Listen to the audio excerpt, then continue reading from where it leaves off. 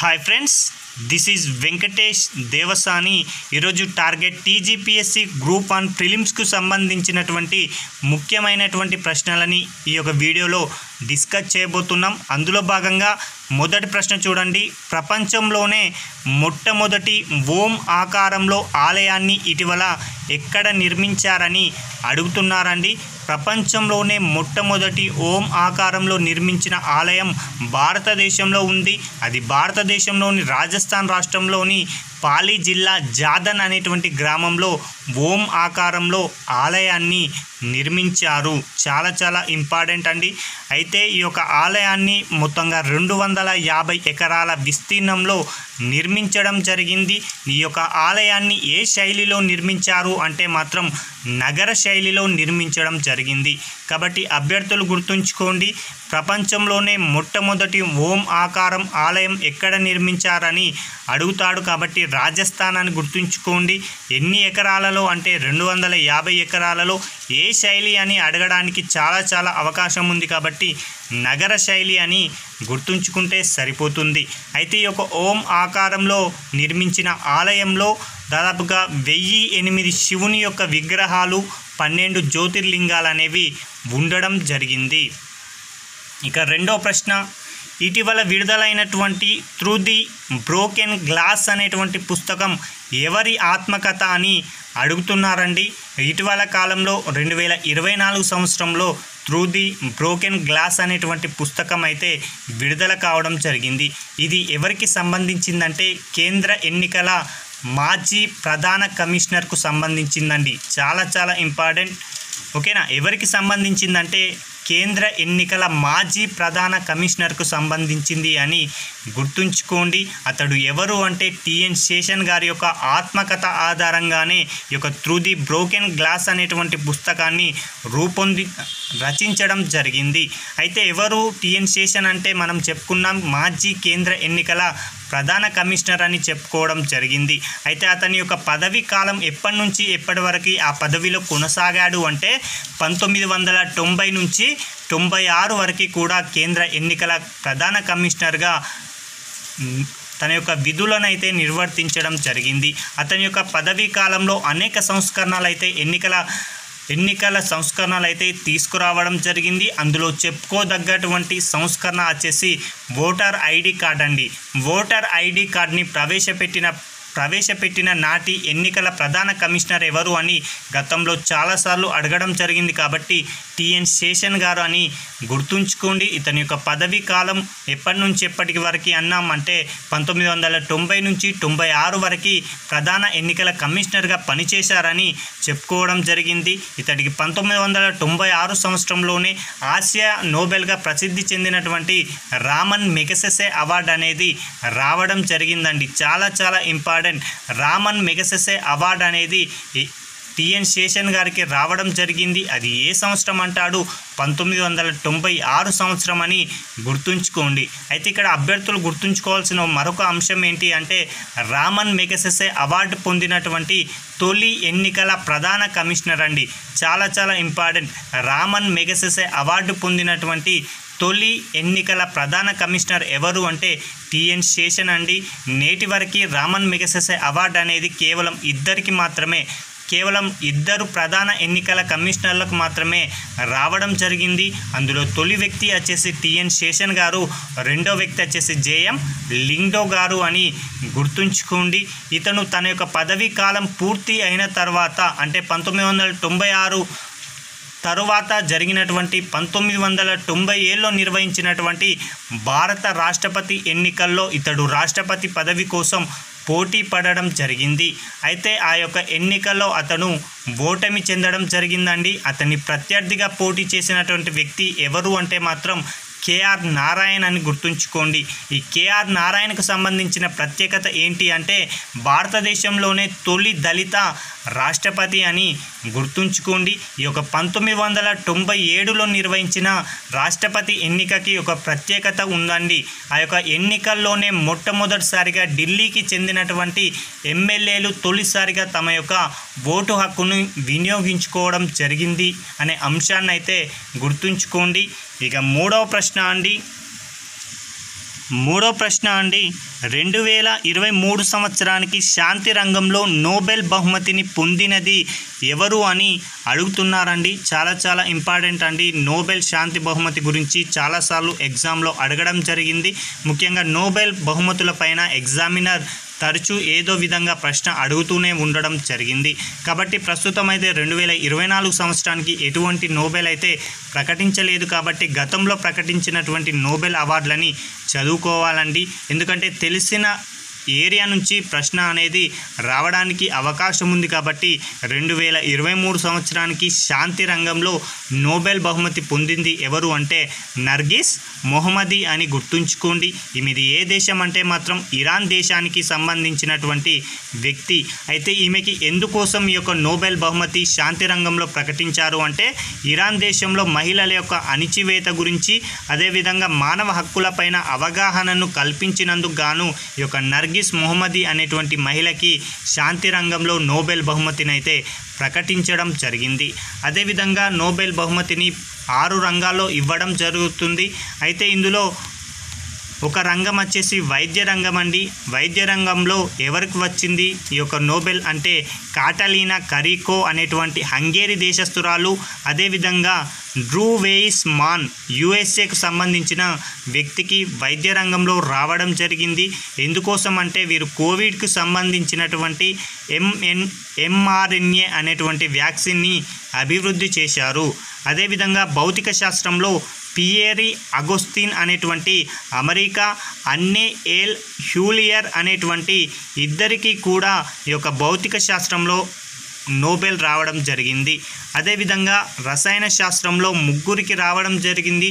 ఆ 3 కూడా ఒకే దేశానికి సంబంధించిన వారు. వారు ఏ దేశానికి సంబంధించిన వారు అంటే అమెరికా దేశస్థులు. వారిలో ఒకరు మౌంగి బవెండి లూయిస్ బ్రాస్, మరొకరు అలెక్సీ ఏకిమౌల్ అనేటువంటి వ్యక్తులకి రసాయన శాస్త్రంలో నోబెల్ అయితే రావడం జరిగింది. ఇక శాంతి రంగంలో నార్వే దేశానికి సంబంధించినటువంటి జాన్ పోసే గారికి రావడం జరిగిందండి. సారీ అండి, సాహిత్య రంగంలో జాన్ పోసే అనేటువంటి నార్వే దేశస్తునికి ఈ యొక్క నోబెల్ రావడం జరిగింది. ఇక ఆర్థిక రంగంలో అమెరికా దేశానికి చెందినటువంటి క్లాడియా గోల్డిన్ గారికి నోబెల్ రావడం జరిగింది. కాబట్టి నోబెల్ 6 రంగాల్లో ఇవ్వడం జరుగుతుంది. కాబట్టి వీటిని ఒకవైపు ఇచ్చి మరొక వైపు జతపరచండి అని కూడా అడగడానికి అవకాశం ఉంది. కాబట్టి ఈ యొక్క 6 రంగాలకు సంబంధించిన వ్యక్తుల పేర్లను అయితే గుర్తుంచుకోండి. ఇక నోబెల్ అనేది 1901 సంవత్సరం నుంచి ఇవ్వడం జరుగుతుంది. ప్రస్తుతం అయితే 6 రంగాల్లో ఇవ్వడం జరిగింది. 6వ రంగంగా అర్థశాస్త్రంలో 1969 నుంచి ఇస్తున్నారు అని గుర్తుంచుకోండి. అదేవిధంగా 1901 నుంచి 2023 వరకు మొత్తంగా 65 మంది మహిళలు నోబెల్ బహుమతిని అయితే పొందడం జరిగింది.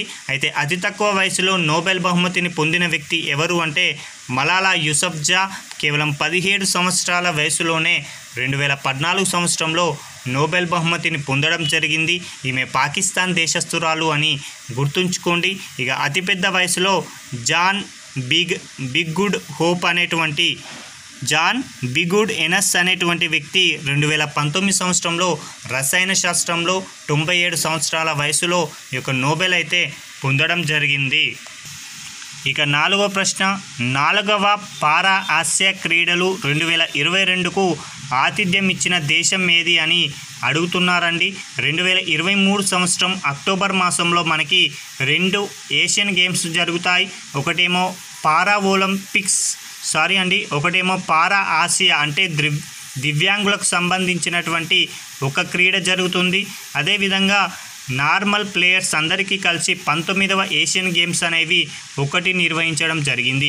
ఈ 2 క్రీడలకు సంబంధించి ఆతిథ్యం ఇచ్చిన దేశం వచ్చేసి ఒకే దేశం అండి, అది చైనా దేశం అని గుర్తుంచుకోండి. చైనా దేశంలోని హంగౌజ్ అనేటువంటి ప్రాంతంలో ఈ యొక్క ఆసియా క్రీడలు అయితే నిర్వహించడం జరిగింది. అందులో భాగంగా ముందుగా మనం పారా ఆసియా క్రీడల గురించి డిస్కస్ చేద్దాం. ఇది పారా ఆసియా క్రీడలు అనేవి దివ్యాంగులకు సంబంధించిన క్రీడలని గుర్తుంచుకోండి. 2023 అక్టోబర్ 22 నుంచి 28 వరకు ఈ యొక్క క్రీడలను చైనాలో ఉన్నటువంటి హంగ్జౌ వేదికగా నిర్వహించడం జరిగింది. దీని యొక్క ఇతివృత్తం వచ్చేసి ఫేయి ఫేయి అని గుర్తుంచుకోండి. అదేవిధంగా దీని యొక్క నినాదం వచ్చేసి హార్ట్స్ మీట్ డ్రీమ్స్ షైన్ అనేటువంటి నినాదాన్ని అయితే ఎంచుకోవడం జరిగింది. అయితే ఈ యొక్క 4వ పారా ఆసియా క్రీడల్లో పతకాల పట్టికలో మొదటి స్థానంలో ఆతిథ్యం ఇచ్చిన దేశం చైనా, 2వ స్థానంలో ఇరాన్, 3వ స్థానంలో జపాన్, 4వ స్థానంలో దక్షిణ కొరియా, 5వ స్థానంలో ఇండియా అనేది ఉండడం జరిగింది. అదేవిధంగా 2023 సెప్టెంబర్ 23 నుంచి అక్టోబర్ 18 వరకు చైనా హంగ్జౌ వేదికగా 19వ ఏషియా క్రీడలు అనేవి నిర్వహించడం జరిగింది.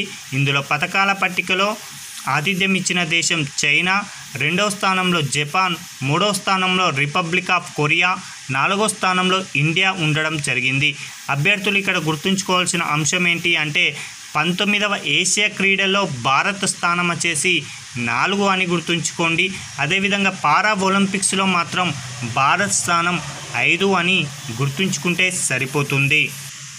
మరొక అంశం అండి, ఇటీవల న్యాకోమ్ విడుదల చేసినటువంటి మహిళా సెక్స్ వర్కర్ల గణాంకాల నివేదిక ప్రకారం దేశంలో అత్యధికంగా సెక్స్ వర్కర్లను కలిగి ఉన్న రాష్ట్రం ఏది అని అడుగుతున్నాడండి. చాలా ఇంపార్టెంట్. ఇలాంటి నివేదికల పైన ఎగ్జామినర్ ప్రశ్న అడగడానికి అవకాశం ఉంది. కాబట్టి న్యాకో వారు అంటే నేషనల్ ఎయిడ్స్ కంట్రోల్ ఆర్గనైజేషన్ వారు ఇటీవల విడుదల చేసిన నివేదిక ప్రకారం మన భారతదేశంలో 9,95,499 మంది మహిళా సెక్స్ వర్కర్లు అనేవారు ఉండడం జరిగింది. ఇందులో దేశంలోనే అత్యధికంగా కర్ణాటక రాష్ట్రంలో, 2వ స్థానంలో ఆంధ్రప్రదేశ్, 3వ స్థానంలో మహారాష్ట్ర, 4వ స్థానంలో ఢిల్లీ, 5వ స్థానంలో తెలంగాణ అనేది ఉండడం జరిగింది. ఇక్కడ అభ్యర్థులు గమనించాల్సిన అంశం ఏంటి అంటే అరుణాచల్ ప్రదేశ్ రాష్ట్రంలో ప్రతి 1,00,000 జనాభాకి 450 మంది మహిళా సెక్స్ వర్కర్లు ఉండడం జరిగింది. ఇది దేశంలోనే అత్యధికమని గుర్తుంచుకుంటే సరిపోతుంది. ఇక 6వ ప్రశ్న, ప్రపంచంలో అత్యంత రద్దీగా ఉండేటువంటి విమానాశ్రయాల జాబితాలో అగ్రస్థానంలో నిలిచినటువంటి విమానాశ్రయం ఏది అని అడుగుతున్నారండి. ప్రపంచంలో అత్యంత రద్దీగా ఉండేటువంటి విమానాశ్రయం అమెరికా దేశానికి చెందినటువంటి హార్ట్స్ఫీల్డ్ జాక్సన్ అనేటువంటి విమానాశ్రయం. ఇక 2వ స్థానంలో దుబాయ్ ఇంటర్నేషనల్ ఎయిర్పోర్ట్ అండి, ఇది యుఏఈ దేశంలో ఉండడం జరిగింది. ఇక 3వ స్థానంలో డలాస్ అనేటువంటి విమానాశ్రయం, ఇది లండన్లో ఉంది. ఇక 4వది వచ్చే డలాస్ అనేటువంటి విమానాశ్రయం అమెరికా దేశంలో ఉంది. ఇక 4వ స్థానంలో హిత్రో అనేటువంటి విమానాశ్రయం లండన్లో ఉండడం జరిగింది. 5వ స్థానంలో జపాన్కు చెందినటువంటి టోక్యో విమానాశ్రయం అనేది ఉండడం జరిగింది. అయితే ఇందులో భారత్ నుంచి టాప్ 10లో ఏదైనా చోటు దక్కించుకుందా విమానాశ్రయం అంటే చోటు దక్కించుకుందండి. టాప్ 10లో చివరి స్థానం అంటే 10వ స్థానంలో మన యొక్క న్యూఢిల్లీలో ఉన్నటువంటి ఇందిరాగాంధీ అంతర్జాతీయ విమానాశ్రయం అనేది టాప్ 10లో చోటు దక్కించుకోవడం జరిగింది. కాబట్టి వీటి యొక్క వరుస క్రమం పైన కూడా ఎగ్జామినర్ ప్రశ్న అడగడానికి అవకాశం ఉంది. కాబట్టి గుర్తుంచుకోండి. ఇక 7వ ప్రశ్న, భారతదేశంలోనే మొట్టమొదటి మహిళా పోలీస్ స్టేషన్ ఏర్పడి 2023 నాటికి 50 సంవత్సరాలు పూర్తి కావడం జరిగింది. అయితే 50 సంవత్సరాల వార్షికోత్సవాన్ని ఇటీవల నిర్వహించుకోవడం జరిగింది. అయితే ఆ పోలీస్ స్టేషన్ అనేది ఎక్కడ ఉంది అని అడుగుతున్నారండి. భారతదేశంలోనే తొలిసారిగా మహిళా పోలీస్ స్టేషన్ని కేరళ రాష్ట్రంలో ఉన్నటువంటి కోజికోడ్లో 1973 సంవత్సరంలో ఏర్పాటు చేయడం జరిగింది. దీనిని నాటి భారత ప్రధాని అయినటువంటి ఇందిరాగాంధీ గారు స్వయంగా ప్రారంభించారండి. అయితే అది ప్రారంభించి 2023 అక్టోబర్ నాటికి 50 సంవత్సరాలు పూర్తి కావడం జరిగింది. ఓకేనా. ఎప్పుడు ప్రారంభించారంటే 1973 సంవత్సరం అని గుర్తుంచుకోండి. అది 2023 నాటికి 50 సంవత్సరాలని పూర్తి చేసుకోవడం జరిగింది. అయితే ఈ యొక్క పోలీస్ స్టేషన్లో నాటి పోలీసులకు, మహిళా పోలీసులకి తెల్ల చీరను ప్రామాణిక యూనిఫామ్గా అందించడం జరిగింది. ఇక 8వ ప్రశ్న, ఇటీవల భారత్లో తొలిసారిగా నీటి అడుగున నడిచేటువంటి మెట్రో రైల్ని ప్రధాని నరేంద్ర మోడీ గారు ఎక్కడ ప్రారంభించారని అడుగుతున్నారండి. 2024 మార్చి 6వ తేదీన భారత ప్రధాని నరేంద్ర మోడీ గారు కోల్కతాలో ఈ యొక్క అండర్ వాటర్ మెట్రోను అయితే ప్రారంభించడం జరిగింది. దాదాపుగా 120 కోట్ల వ్యయంతో ఈ యొక్క మెట్రో రైల్ సంబంధించినటువంటి మార్గాన్ని అయితే అభివృద్ధి చేయడం జరిగింది. దీనిని ఏ నది దిగువన నిర్మించారు అని అడగడానికి అవకాశం ఉంది కాబట్టి హూగ్లీ నది దిగువన ఈ యొక్క అండర్ వాటర్ మెట్రోను అయితే నిర్మించడం జరిగింది. ఇది కోల్కతా ఈస్ట్ మరియు వెస్ట్ మార్గం పొడవులో అంటే 16.6 కిలోమీటర్ల మార్గం మధ్యలో ఉంటుందని గుర్తుంచుకోండి. ఈ యొక్క అండర్ వాటర్ మెట్రో యొక్క మొత్తం పొడవు ఎంత అంటే మాత్రం 520 మీటర్లు అండి. చాలా చాలా ఇంపార్టెంట్.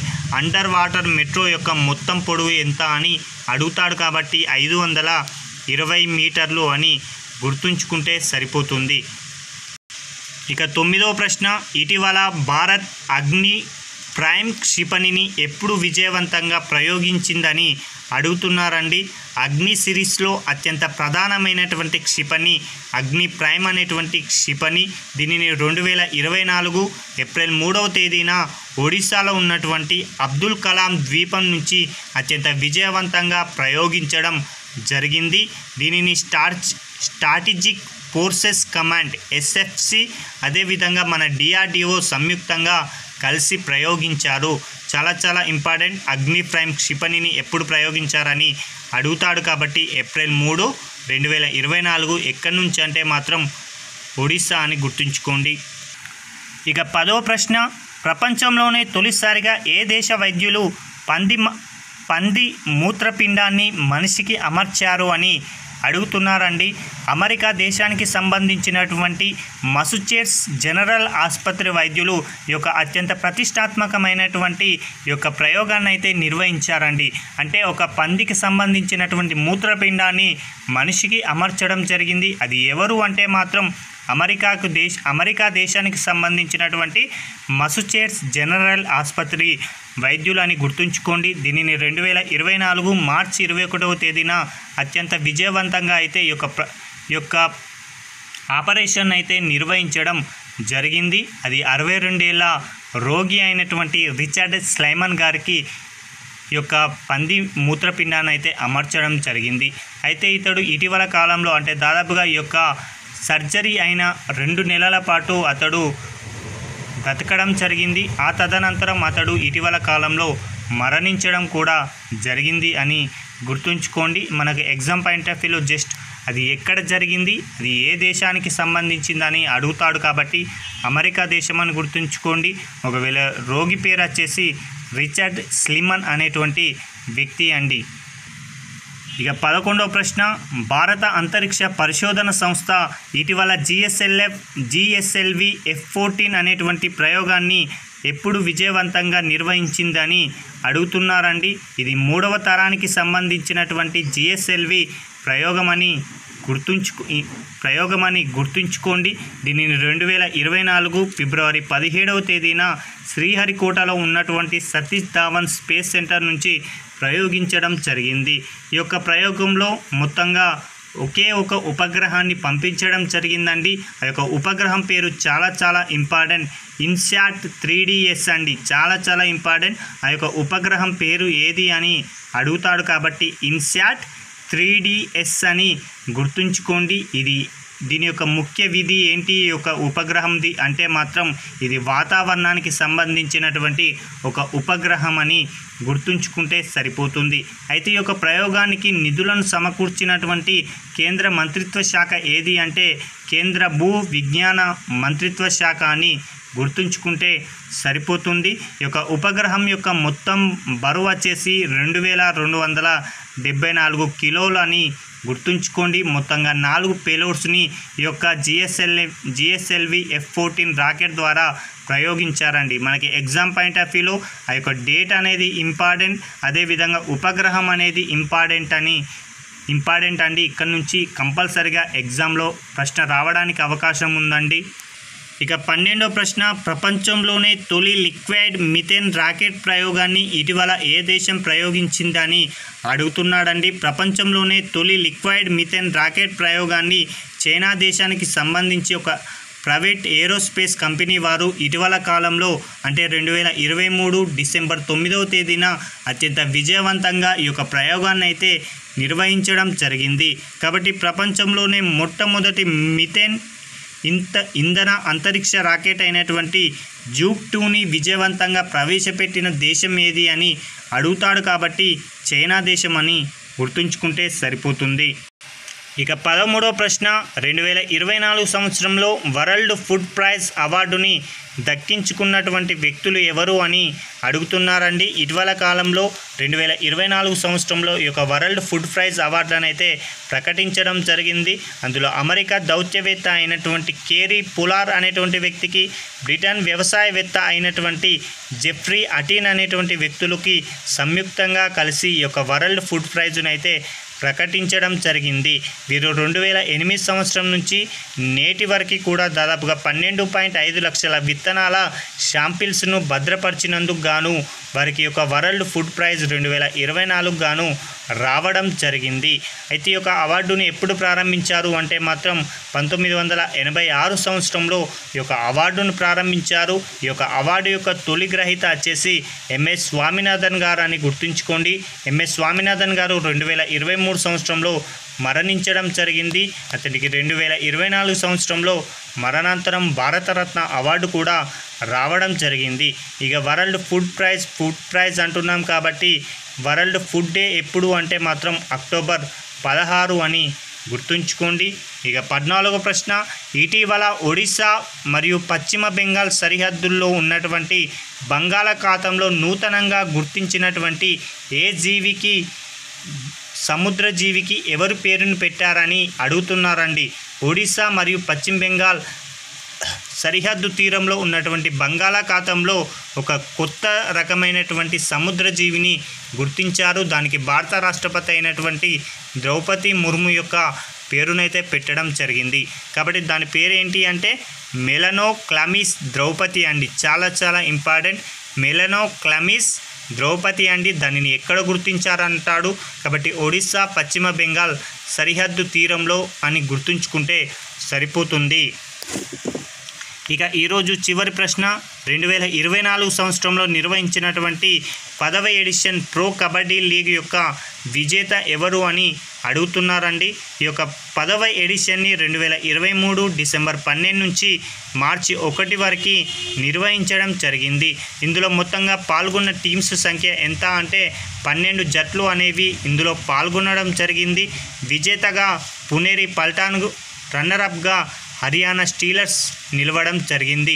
అయితే విజేతకి 3 కోట్ల ప్రైజ్ మనీని అందించగా రన్నరప్గా 1.8 కోట్లు రన్నరప్కి అందించడం జరిగింది.